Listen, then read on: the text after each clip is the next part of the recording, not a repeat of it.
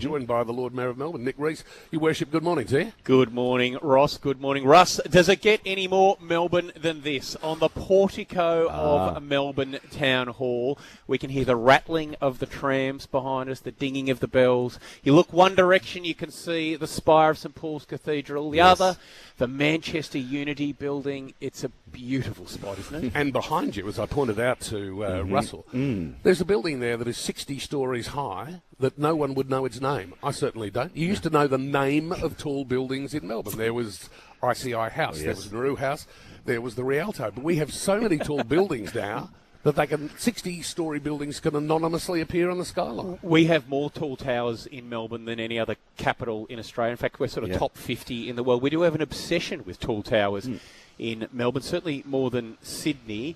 Because of my job, I can tell you what that building is. It's called the Aurora. It's the biggest apartment building in Melbourne. It was built by a Malaysian chap, and the shape of the building is might be a magnolia, but it's the national flower of Malaysia. Oh, I like it. Well, I think one of the things that we maybe don't celebrate enough, Ross, is the skyline of Melbourne. I think Melbourne's got an elite skyline. Well, I drive in a lot, as you know, from the southwest if I go away for the weekend. When I come back into Melbourne on the Geelong Road and over the West Coast, it's the left-hand side of Melbourne has become filled in. Up near RMIT there, that's where all the tall built, most of them have gone in. Yes, up around the Queen Victoria Market. We've seen it's about 20,000 people that live in that quarter of the city. Here's a Melbourne fact for you. So here along Swanston Street, we're in the retail core of the city, and there's a 40-metre height limit, which was to do with I think it was the length of the ladders back in the old days of the fire brigade. So if you look at, that height limit doesn't apply at the west and east end of the city. So if you look at the skyline of Melbourne from the south or the north, you'll see it's shaped like a barbell. It goes up, then down in the middle, and then up again at the other end. Now, I'm about to cost you some money in signage this morning because you referred to this as a portico. Yes. Get ready for this one. Porticos are located on ground level. Oh. This is a balcony. Right. This is actually a balcony. This is actually a balcony, not a portico. Right. That's only because I Googled what is the difference between a portico and a balcony.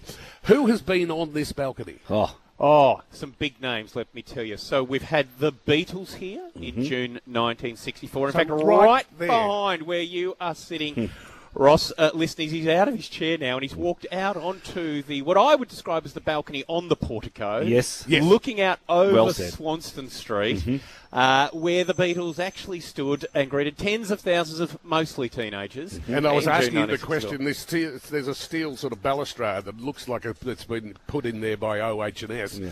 And you said, well, I wonder what was there when the Beatles were there. And we've looked it up. We found a photograph. It was there when the Beatles were there in 64. So there is, if listeners Google it, there's a beautiful photograph of the Beatles right where we're sitting at the moment. And, yes, you can see the balustrade. And we love a balustrade and a good sign here at the City of Melbourne. Of course, Paul McCartney played on the piano just in that room over there. Right, over there. Same piano? Yeah. Yes, indeed. Yeah. Oh, my Lord. To Mayor Leo Curtis and his family. Oh, so not Ron Walker? No, I'm not sure. I'm sure that's the way Ron tells it, but no, it was actually Mayor Leo Curtis.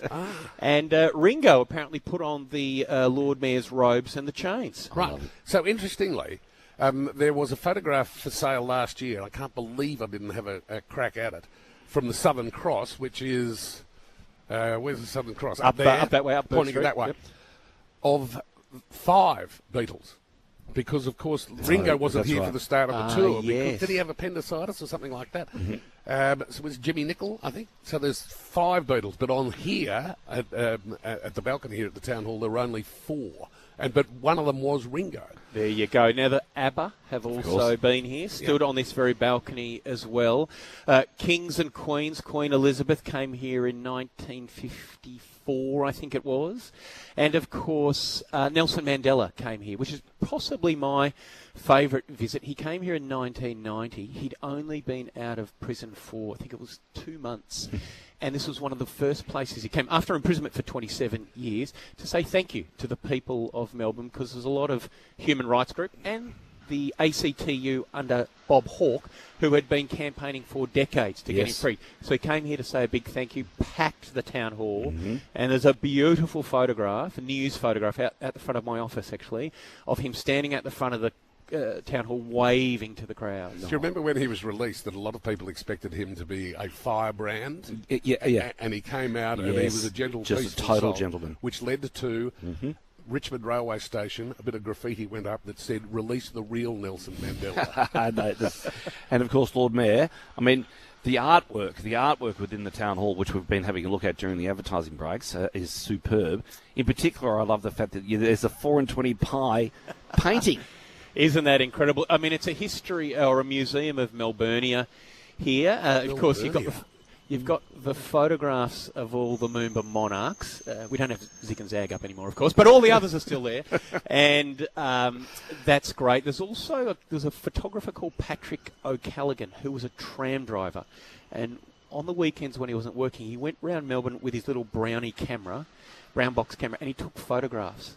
And it was only sort of years later, decades later, that they discovered this guy was a brilliant photographer with a magical eye. So as you walk around Town Hall, we've got some of his photographs. And if you look back at Melbourne in the 1960s and 70s, there was a lot of neon. And it actually looks beautiful. I bet. A lot of mystique. I'd scribbled down the word weddings because you're telling us that people get married here. Then I thought naturally weddings, parties, anything. Can you hire it for a shindig, or does it have to be? Is it only weddings? No, you can definitely hire it. Weddings, parties, anything. I think is the case here at Melbourne Town Hall. So hang on. Here we go. The good folks at Showtime, talk to them. They sort of manage hospitality here at Town Hall. But you can choose from the portico. You've got the Great Hall. You can even have the Melbourne room where the Queen was, kept while she was here. So there's beautiful buildings here, beautiful rooms here. Another great story. The night they brought in Ned Kelly from Glenrowan, the Melbourne jail was full, and so he spent his first night in the clink here in the cells at Melbourne Town Hall. Amazing. We discovered this morning as well that Bon Scott went to Sunshine Primary, and I wonder whether they'll do something today at Sunshine Primary and get the kids to play Long Way to the Top. But there is that Melbourne connection. Has any thought ever been given to some sort of permanent recognition of it being the site of the shooting of a Long Way to the Top video? By Friday. A statue or something? Or? No pressure by Friday. Well, of course, we do have an AC/DC lane. True. And when AC/DC toured last year, we unveiled a new neon sign for the laneway, which looks really cool. True. I've got to say, it's become sort of selfie central now. AC/DC laneway. I mean, I'm open to ideas. I'm always open to ideas. Good on you. Brilliant. Your Worship, lovely to chat with you as always. Thank you, Ross. Thank you, Russ. Party, Russell. I know, right? Party here, mate. Nick Reece, the Lord Mayor of Melbourne.